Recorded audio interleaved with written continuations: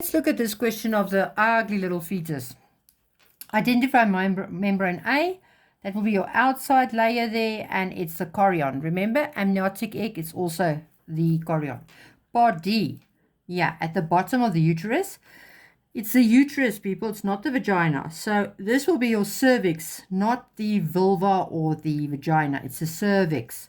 Give two functions of blood fluid B, amniotic fluid, yeah, fluid B. So that will be keeping the fetus hydrated, temperature regulation, because it can't be too cold or too hot in there. Shock absorber. Remember, as you walk, the baby will bump up and down, so you don't want it to bump its head the whole time, so it prevents mechanical injury, and it allows this little fetus to move the free movement. It can move his arms and legs. Right. Explain how the development of the fetus would be affected if part C becomes completely blocked. Where's part C? There it is. There it is. So this will be your umbilical cord. So now you must answer the question. You must look at how the development of the fetus would be affected. So you must talk about this part, the development of the fetus. And you must also talk about what will happen if C is blocked. Okay, so what does C do? Umbilical cord will transport oxygen and nutrients to the fetus. Now, if it's blocked, it will not transport nutrients and oxygen to the fetus. It will not reach the fetus, right? What will happen to the development of this fetus? There will be no development or very poor development. And what will be the effect of that? This little fetus will die. Okay. Or you could have spoke about the nitrogenous waste, the nitrogens inside the baby. Remember, we have kidneys, right, and urine.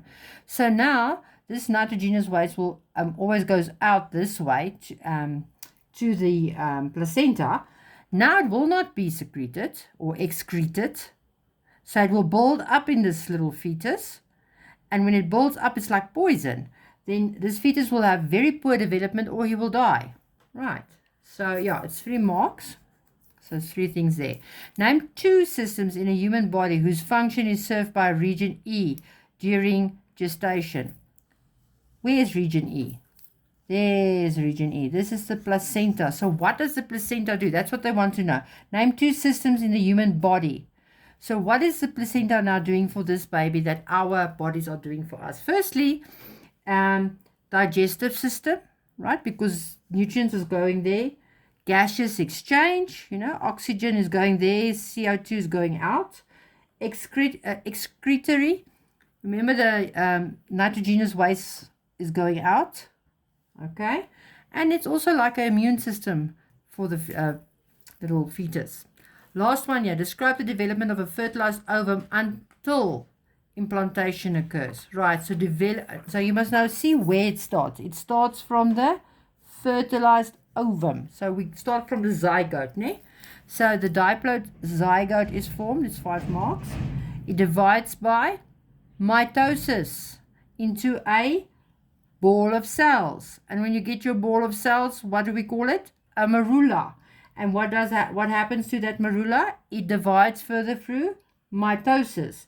And then it forms a hollow ball of cells, which we call the blastocyst. Right, it's 5 marks there, but there's more than 5 marks that I just said. And that's it. Ugly fetus done.